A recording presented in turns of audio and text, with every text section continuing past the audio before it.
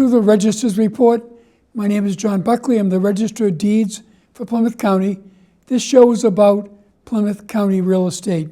This is my 125th show here on PAC TV, and I want to thank the station and all the staff for helping me out with these shows over many years. Our headline for the month was Plymouth County Real Estate Stays Busy. This show is being taped in March. I'm reporting on the February recordings at the Registry of Deeds. I have a great guest in the second segment, Matt McDonough, who's the Register of Probate in Plymouth County. In the third segment, we'll talk about some of our holidays, our county records. We called it Notable Land Record Collection, and one of our very famous Plymouth Colony records.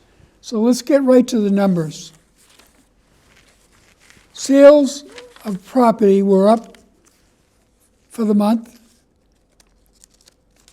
There were 568 deeds recorded in February, less than the 708 in January, but 3% more than last February when there were 562 deeds. You'll see a chart of all the sales in Plymouth County, all 27 of our communities, from Abington to Whitman. Obviously, Plymouth and Brockton are the larger communities, so those are the highest numbers.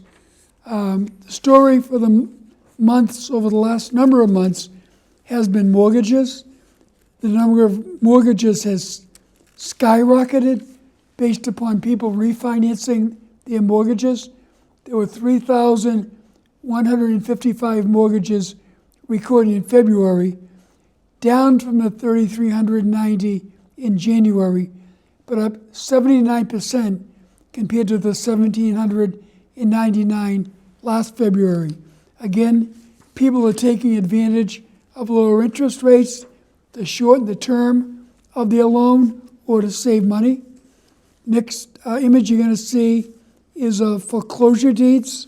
Foreclosures have really dropped off, particularly since a foreclosure moratorium was put in place. There were only 7 foreclosure deeds in February, a little bit more than the 6 in January. However, 79% less than last February. The other foreclosure document we track are foreclosure notices. In order, a notice that is recorded as part of the foreclosure process is the first document we see at the Registry of Deeds that shows someone's in trouble. If you're having trouble paying your mortgage, reach out as fast as you can to a federal qualified housing specialist, something like NeighborWorks, and they may be able to help you get a modification that can keep you from being foreclosed. There were 11 foreclosure notices in February, same as the 11 in January, but again, 84% less than last February.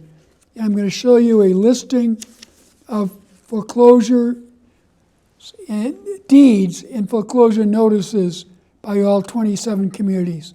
Again, a foreclosure deed is when someone has lost their title to the property to the lender, and the orders of notice is just a step in the process that they're looking to take over your property, usually, again, for non-payment. We also always talk about there's a free property fraud alert on our website. We've had a huge increase in electronic recording, documents that get recorded over the internet.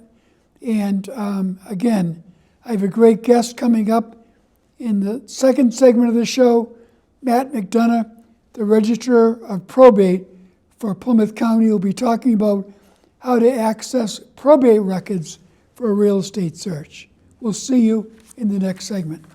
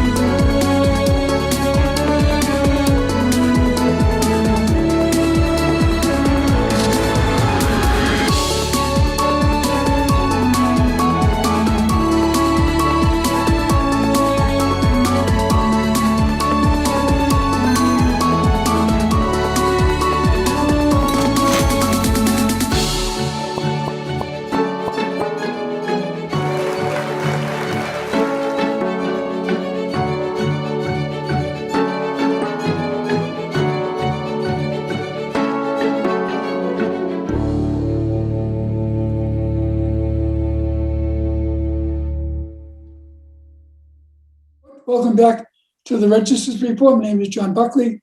I'm the Register of Deeds of Plymouth County.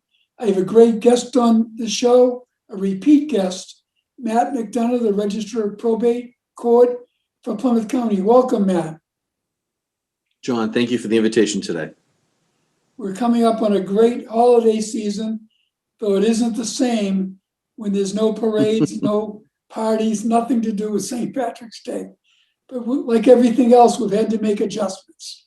And I know your court and your offices have had to make some tremendous adjustments because of COVID. Yeah, John, it's almost a year ago, I would say this week, that we had first become aware that COVID cases had hit Massachusetts. And then shortly, a few days later, we had closures of schools and public buildings and action taken by our governor. Since that time, we've gone through a number of changes in the probate and family court. Initially, we had a 3-day closure where we reevaluated how we could serve people safely. Then we basically had switched over to telephone service for a period of time, handling emergency cases such as guardianships of incapacitated people and also our restraining order cases.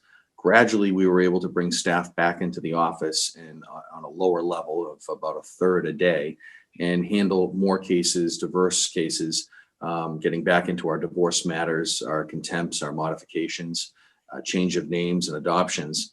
But again, everything was virtual at the beginning. Over the summertime, we started to allow people back into the building here in Plymouth and in Brockton. Some things that people should know when they walk into the building is that their temperature is going to be checked by a court officer at the front door. There's a series of questions that the court officer will ask you about your own health and the health of people in your household. And you have to be masked at all times when you come into the courthouse buildings. We do encourage people, if they can reach out to us virtually, that is the safest and fastest way that we can assist people. But for those who don't have the means to get onto Zoom or deal with us telephonically, we are always open for business at the courthouses in Plymouth and Brockton. So the probate court covers a wide variety of areas. You want to cover a few of those? Mm-hmm. Sure. Our largest umbrella is dealing with our domestic cases. It's probably about 60% of our business, and that includes our divorces, and then following judgment on a divorce, dealing with contempts and modifications. Many times we could be handling a divorce case and dealing with one particular family for many, many years, especially when they have children that are being raised within the family in their new family unit. We also deal with adoptions, which is one of our greatest days of the year. The adoption day. I'm hopeful that this November we can be ready to resume an actual in-person adoption day. We work through folks' requests for change of names. On the probate side, under the MUPC and other probate matters, we deal with equity cases. We deal with estate matters, whether they be voluntary, informal, or formal matters, which are cases that have a lot to do with the workings of your office, John. And we also deal with guardianships, which is something that we've worked very hard on to gain access to justice for our litigants with guardianship cases, providing them with legal services that they otherwise might not be able to afford, and getting legal advice as they go through the guardianship process. So why don't you describe a little bit of like a petition to partition? A petition to partition. Our judicial case manager, Ben Harley, is basically the point person we have who handles those matters. And essentially, you'll have a case where there's a disagreement about how to divide up a real estate property.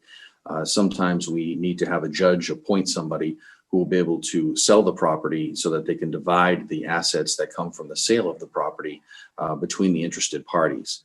And that's one of the functions that we do handle under the probate umbrella of our courthouse. Right.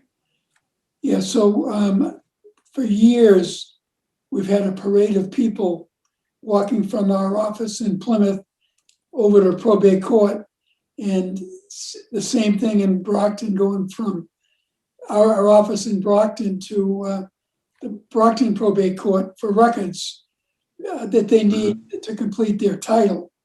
Title examiners haven't been in our building up until this week on a limited basis since March. So they've been doing almost all of their work from home. Thankfully, we've been able to accomplish that because we have so much available online for them to do their titles. And I know that you've made some great strides under your leadership, under the leadership of the courts, to provide more access to information over the internet. You want to just describe that a little bit? Sure, John, thank you. I do miss seeing the traffic back and forth because there are a lot of wonderful people that do title examiner work and look up historical records for genealogical purposes. So we look forward to seeing those people in person more frequently. Much as you had to do, we had to limit the number of people coming into the courthouse. We take one person at a time at our front counter. So when people do come over, we try to caution them and set expectations that you will enter the registry one person at a time. When somebody has a request for those records that they otherwise can't access online, we ask them to email us ahead of time. And then we have a staff member pull those files before the person comes in. We'll set an appointment, a half hour or an hour. Sometimes we can go a little bit longer depending upon the demand for the desk that we have available. And we'll set out the files for that person's review. If they need photocopies made of any part of the file, we're able to provide that as well. Unfortunately, it's a slow process because we want to make sure that people maintain social distance. And we also, again, remind folks that they have to be masked when they come in. People are allowed to use their cell phones or other devices they have. Sometimes folks have portable scanners or other means of taking a photograph of the file, and that's permitted as well. We're trying to discourage use of the public photocopier machines during this time period. So I know there are a lot of people who've had a lot of time on their hands over the last number of months, and a lot of people have been using that time to look up their family history. So if someone were to be looking at like a grandparent that would go back 60 or 70 years, how would they access those records, probate records? So again, we want to make sure that we keep the number of people at our front counter very low. Right. So we have set up a system called a virtual registry using Zoom, the same system that we're communicating on right now. And we have a registry employee, two registry employees working the Zoom virtual registry 5 days a week, starting at 9 a.m. and going till 4 p.m. They take a break for lunch between 1 and 2.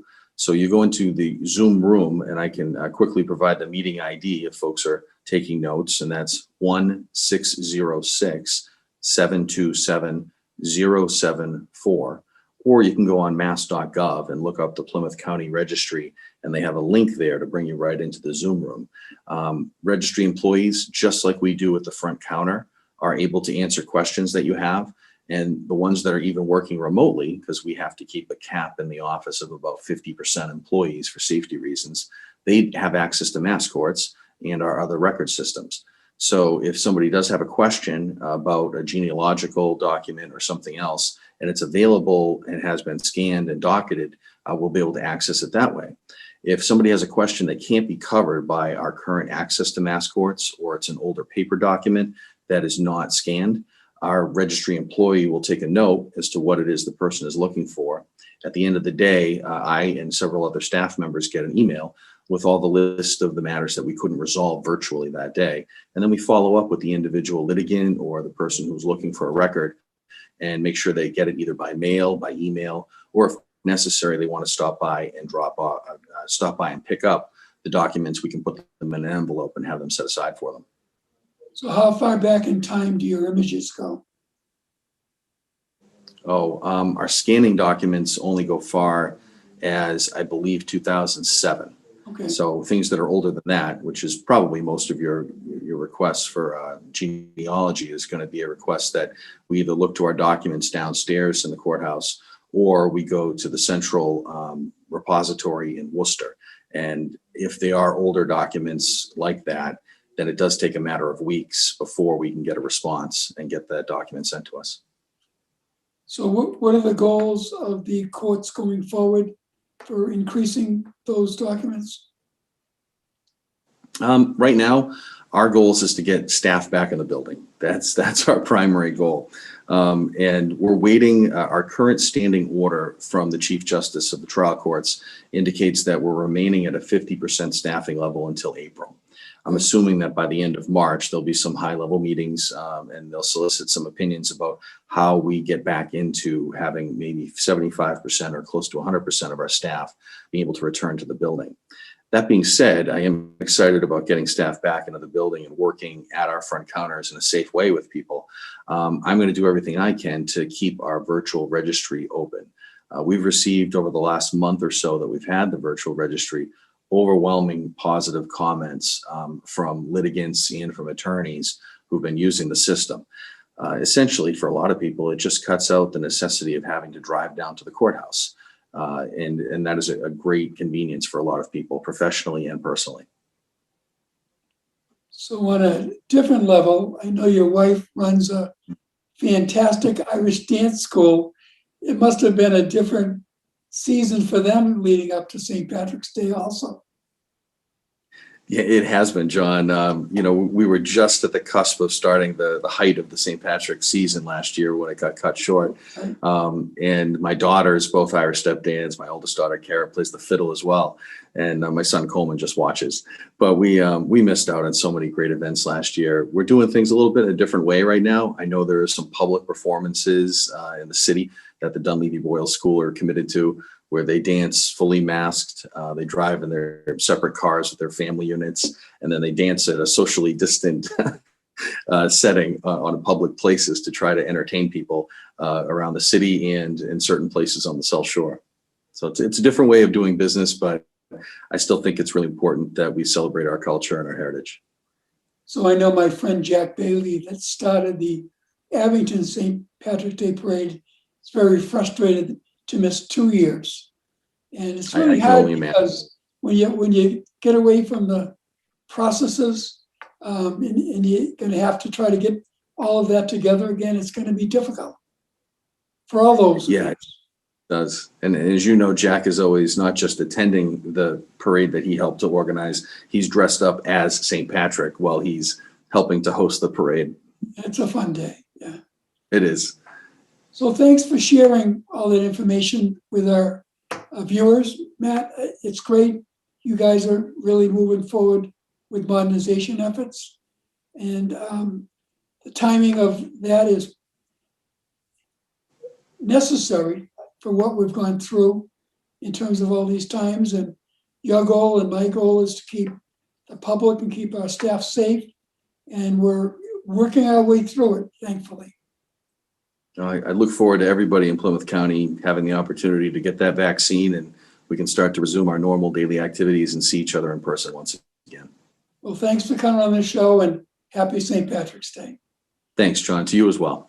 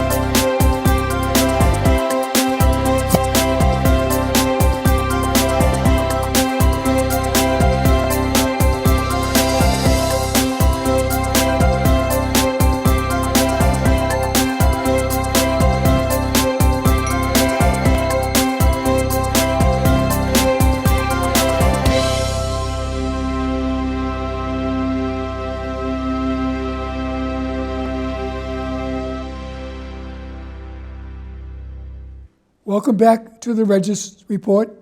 Matt McDonough did a great job describing the role of the probate court and his job as register or probate in the real estate process. Many titles go through probate, through estates, and you wouldn't be able to track that through the regular book and page or certificate search at the registry. so that's an important thing to know. Our holidays in month. The 8th was International Women's Day. Daylight savings time begins on the 14th.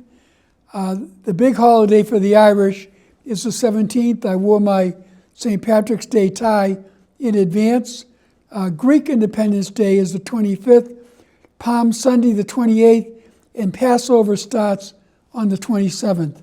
So we'll be talking about a few of our Plymouth County notable land record related to the holidays. But first, a new notable land record that we brought forward, Alexander Paris. Alexander Paris grew up in Halifax. He was a prominent 19th century architect.